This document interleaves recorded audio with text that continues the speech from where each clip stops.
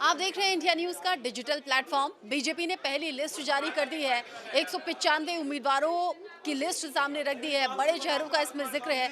PM Modi Varanasi से एक बार फिर से चुनाव लड़ने वाले हैं। 195 में से 115 वो चेहरे हैं जिन्हें रिपीट किया है बीजेपी ने, यानी कि उनका फीडबैक अच्छा रहा और उनका काम बेहतर रहा। अब ऐसे में इन चेहरों को लेकर जहां 28 महिला कैंडिडेट हैं, यहां पर जातीय समीकरण भी नजर आ रहा है। अल्पसंख्यक कैंडिडेट भी बीजेपी की तरफ से लिस्ट में सामने रखा गया है। दूसरी लिस्ट में कुछ और नामों की घोषणा होगी, लेकिन बात हम कर रहे हैं बीजेपी और सहयोगी दलों की, यानी कि एनडीए की। क्या 400 पार वाकई ये आंकड़ा पहुंच जाएगा क्या, या फिर इंडिया गठबंधन की तैयारियां कैसी हैं? क्योंकि आज महारैली होने वाली है बिहार के पटना में, जहां पर बड़े नेता जुट रहे हैं और एक तरीके से शक्ति प्रदर्शन माना जा रहा है। लेकिन ये असाइनमेंट जहां से सभी खबरें आती हैं, और राकेश मेरे सीनियर कुलीग हैं और हमेशा एनडीए पर निगाह रखते हैं, बीजेपी पर निगाह रखते हैं और भविष्यवाणी भी कर रहे हैं, कह रहे हैं कि हाँ वाकई क्लीन स्वीप एनडीए करने वाली है। लेकिन पहली लिस्ट के नाम जब आपके सामने आए, आपके जहन में पहला ख्याल कौन सा आया? साथ ही साथ चूंकि यहाँ तो 195 नाम सामने आ गए हैं, 115 को रिपीट किया है बीजेपी ने, उधर इंडिया गठबंधन की तैयारी आप कैसे देख रहे हैं? देखिए, जो लिस्ट की बात, अब पहले तो मैं उसमें थोड़ा सा आपसे बात करना चाहूँगा। देखिए, लिस्ट जो है, जो बीजेपी ने जारी की 195 नामों की, ये साफ दिखाता है कि ये पार्टी किस तरह से आखिरकार 2024 चुनाव को ध्यान में रख रही है। और प्रधानमंत्री मोदी ने जो कहा है कि बीजेपी 370 पार और एनडीए 400 पार, तो वो साफ उसी तरफ जो है पार्टी आगे बढ़ रही है। अब मैं आपकी बात करूंगा कि जो विपक्ष है, आखिरकार विपक्ष की तैयारी क्या है। देखिए, विपक्ष की तैयारी ये है कि विपक्ष में जो प्रमुख भूमिका अदा कर रहे हैं राहुल गांधी, वो यात्रा पर हैं, है ना। भारत जोड़ो न्याय यात्रा, और उधर तेजस्वी यादव जन विश्वास रैली आप देख रहे हैं। लेकिन स्थिति यह है कि अभी तक उन लोग की आपसी गठबंधन भी नहीं हो पाया है। तो ये सबसे बड़ी संकट ये है कि आप किस तरह से लड़ाई लड़ेंगे। एक पार्टी है जो कि पूरी तौर पर अभी आपको बता दें रचना, जो हमारे पास जानकारी है, सूत्रों की माने तो ये 6 तारीख को बैठक होने जा रही है सीईसी की, और अमूमन सारे उम्मीदवारों को जो है नाम तय कर लिए जाएंगे। ये जो हमारे पास सूचना है, यानी कंप्लीट। अब देखिए तो लेकिन ये कंप्लीट ऐसा नहीं है, कंप्लीट अभी भी है, लेकिन एक है कि पार्टी की रणनीति है कि और जो बचे हुए सीट हैं उस पर हम लोग एक साथ नहीं निकालेंगे, उसके बाद निकालेंगे। तो ये आखिर है कि जो मूर्त रूप दे दिया गया है 543 सीटों का, लेकिन विपक्ष है कि विपक्ष में ने अभी तय नहीं कर पा रहा है कि एनसी जम्मू कश्मीर में कितने पर सीट पर लड़ेगी, महबूबा कितने पर, कांग्रेस कितने पर। उत्तर प्रदेश में आपने देखा कितने जदोजहद के बाद हुआ, लेकिन कांग्रेस के अभी तक उम्मीदवारों के नाम तय नहीं हुए हैं। और बिहार में देख लीजिए, जो प्रमुख मैं राज्यों की बात कर रहा हूँ, महाराष्ट्र में देख लीजिए, तो अभी तक पूरी जो खाका है वो साफ नहीं हुआ विपक्ष में। यानी आप कह रहे हैं कि युद्ध तो लड़ा जा रहा है, लेकिन ये युद्ध बिना हथियारों के लड़ा जा रहा है, यानी कि सीट शेयरिंग का फॉर्मूला तय होना अभी बाकी है। और साथ ही साथ मैं तो देख रही हूँ बिहार में जिस तरीके से कांग्रेस और आरजेडी के विधायक टूट कर उधर बीजेपी में जा रहे हैं, और उसके ठीक बाद पीएम मोदी का दौरा, और वो तस्वीर आपने जरूर देखी होगी, नीतीश कुमार और पीएम मोदी के साथ में कैसे बात करते हुए और हंसते हुए। और उसके ठीक अगले दिन आज युवा नेता राहुल गांधी, तेजस्वी यादव, अखिलेश यादव। देखिए, आपको बता दें कि जिस तरह से नीतीश कुमार जब से एनडीए में आए हैं ना, तो वहाँ पर ये जरूर है, मैं ये नहीं कह रहा हूँ कि कमतर आंक रहा हूँ तेजस्वी का, तेजस्वी फाइट कर रहे हैं।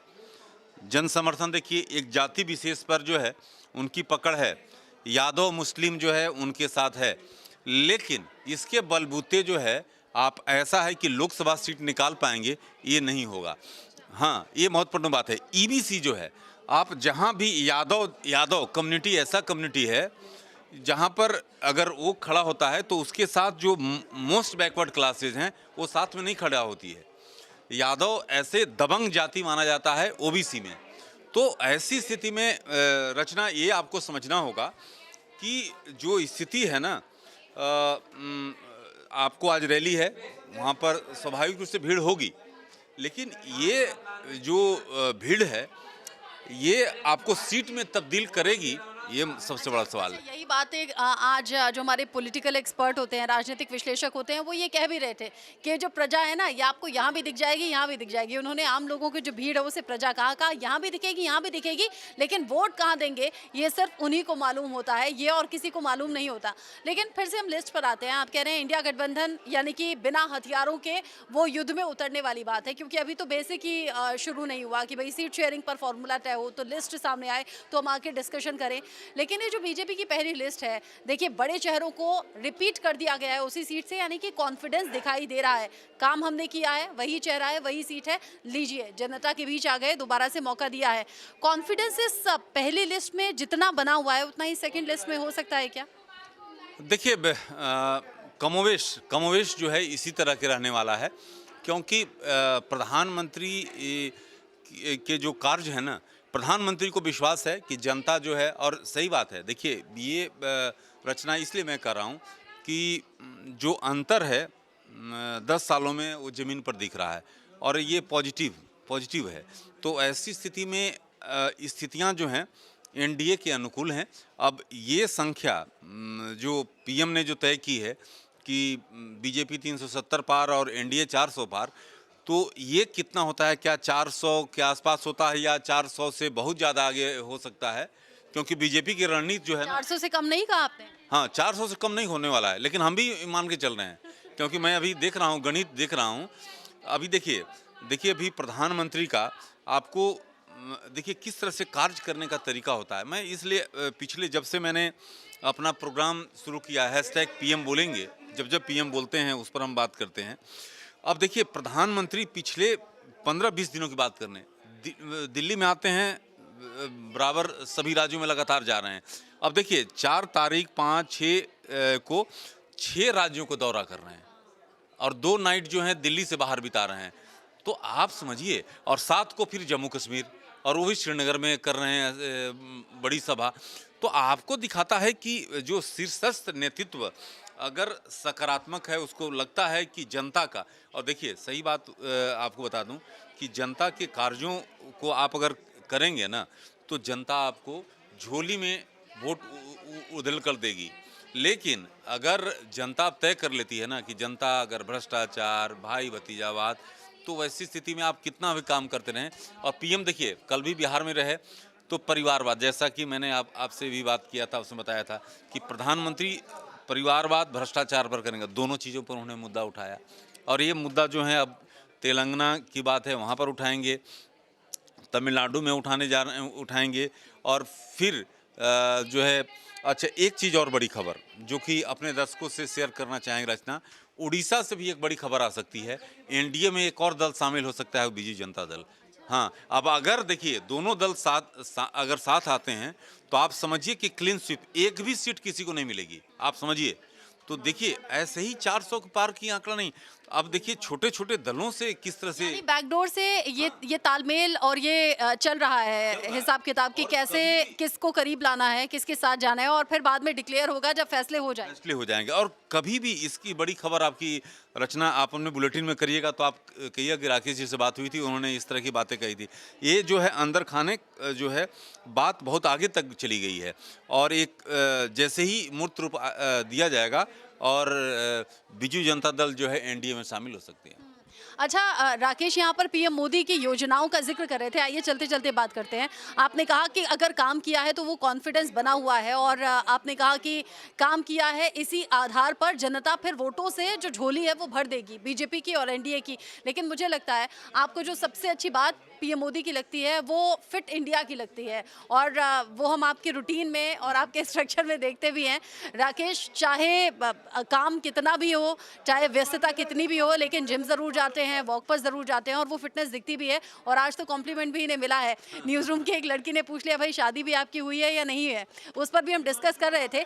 फिटनेस अच्छी बात है, लेकिन आपके दिल के जो करीब है पीएम मोदी की कौन सी वो बात है, कौन सी वो योजना है, ये मुझे ज़रूर बताइएगा, फिर आगे दिल्ली पर बात।